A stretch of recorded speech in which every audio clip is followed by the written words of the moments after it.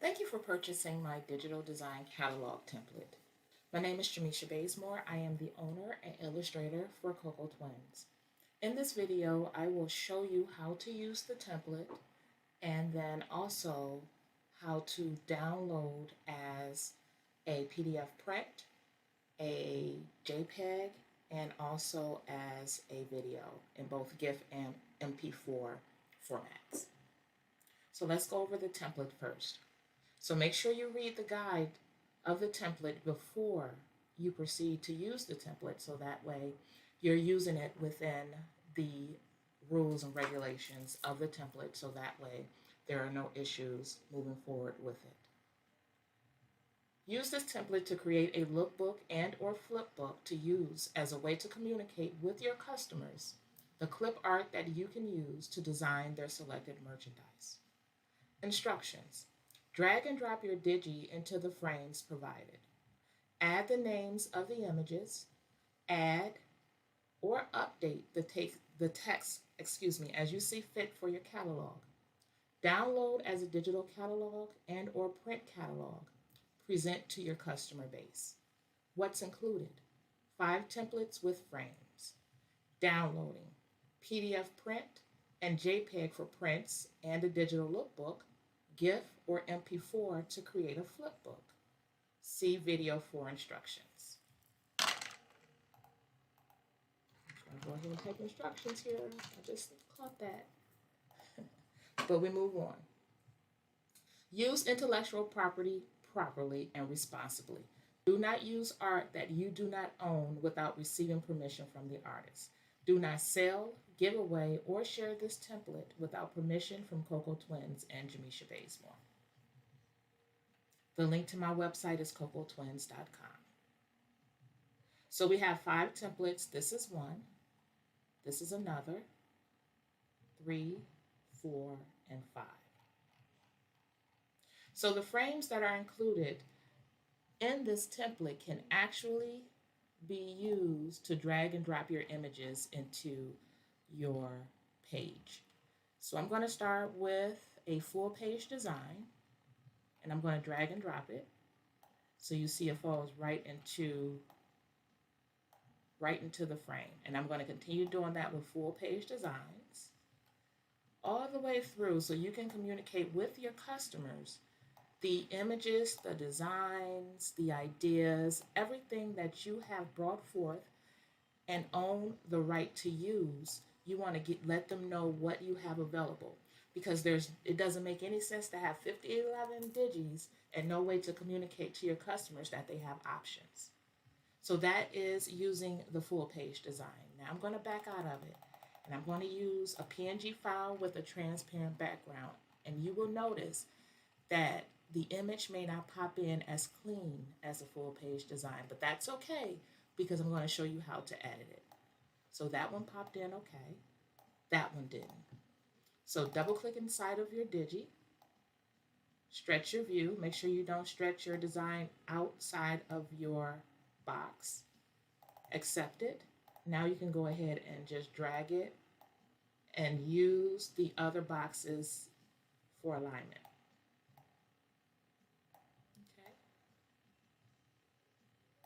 Okay, let's add more. So this guy, he's okay. That's not. So we're going to go in, we're going to stretch our window. Done. And then we're just going to use the objects above, below, and to the right to align it. Let's see what else we have here. Let's try these beautiful ladies. They don't fit. So again, don't pull your image outside of your box. Done. And then you can go ahead and reduce the size. And like before, use the other objects above, below, and to the left as alignment. You can use your guides in Canva. I am doing this in Canva. And then you just complete that for whatever template that you choose. Also note that I have text here to help get you started. You can call this whatever you choose to call it. I just called it my Cocoa Twins Lookbook, just in case you have a ton of Cocoa Twins images and you want to communicate with your customer that you have access to a huge portfolio of images that you can use. Okay, so call it whatever you choose to call it. Here I put the images shown. This is for your customer, a note to your customer. The images shown are available to place on your merchandise. Then I added an example of instructions. Choose your image, choose your product, place your order. And you can update that however you see fit. I didn't add that text here. Maybe you just want to create a lookbook of just images. I'm not sure. I just created this template for the person that doesn't want to add all the text. But make sure you have a title and also your website information. As you go down further, or as we go down further into the template, you will see this template that says My Digital Art Catalog. My digital art portfolio includes the following clip art. My license agreement with the artist allows me to use the images to create designs for your product of choice. Instructions. Choose your art, choose your product, place your order. Make sure you include who you are, so that way people will know who you are. Then also make sure that you include an image ID to communicate with your customer, the name of the image, so they can communicate back to you what image they're interested in. And then I added the text here where you can say, okay, this image is available on journals, backpacks, notebooks, and whatever else you choose to use it as a design. So say for instance, you don't even have a store set up, you're doing custom designs, you have a custom store, and you don't have the products on your site, but you're letting people know that you have access to these different products and also to the images, and whatever they need to have created, you can create it based on what you have here. I'm gonna go down to the next one. It's the same thing here, but different wording. And then down here, My Digital Art Catalog. So your images are bigger. We can still drag and drop the image into, let's not do that one. Let's say, for instance, we want to communicate to our customer that we have a journal with the front cover that looks like that and the back cover that looks like that. So you can communicate to your customer that you can create a journal for them that looks like this. You can also use the template as um, a picture that you use in your on your listing on Etsy or in your Shopify store to let people know that this is your design that you have available and that they can have a planner created, and then maybe off to the side you have different inserts that they can choose from. That's just an idea if you do maybe planners or calendars or anything like that. Okay, now I'm going to scroll up back up to the top, because what I want you to also know is that you need to include a watermark over your images.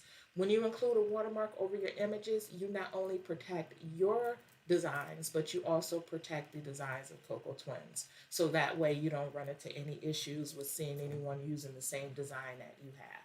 So if you decide that you want to create full page designs, a design with a clip art and then a background, much like I have here, then you can create that. You can have your full designs already created. And the fun part about that is once you have this set up, you have a way, you have created an organizational file for yourself. So when you go into your Canva catalog, your template, and you want to use one of the designs because your customer is interested in it, you can always just copy it. And then, I'm sorry, let me go back because it copied this. And then you can go ahead and delete all of this out. And the grid is locked, so you would have to unlock the grid.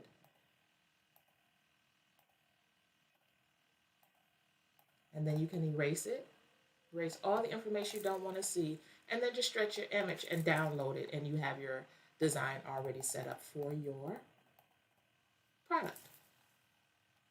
I hope this template helps you get organized. I hope it helps you earn more sales. I hope it helps you be able to just show people what you have access to, so that way you can really build your tribe up. You can really connect with other people.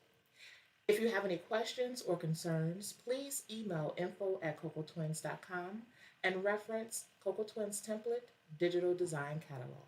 Thank you so very much for watching. Bye-bye.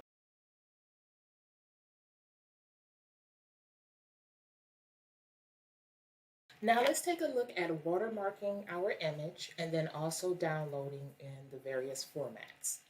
So creating a watermark is just basically placing something over the image to make it hard to be lifted by someone else because it is a digital product. And I am aware that there are tools that can remove a watermark, but my idea is make it hard for them to make them have to work. If somebody's going to choose to steal from you instead of just contacting you and asking you where you got it from, or if it's your own art where they can purchase it, then make them work for it. So when you place a watermark over your image, it's just basically placing an object, an image, some text, whatever works for you, whatever you choose, and turning down the transparency. I usually start with 25% with my transparency, but you can set it to whatever you choose to set it to. And I'm just showing you here's an object, this is a circle, this is text. Or you can use, like I do on occasion, you can use your logo as your watermark. And it's just placing it over your image. It doesn't have to be the entire image. It could be a portion of the image.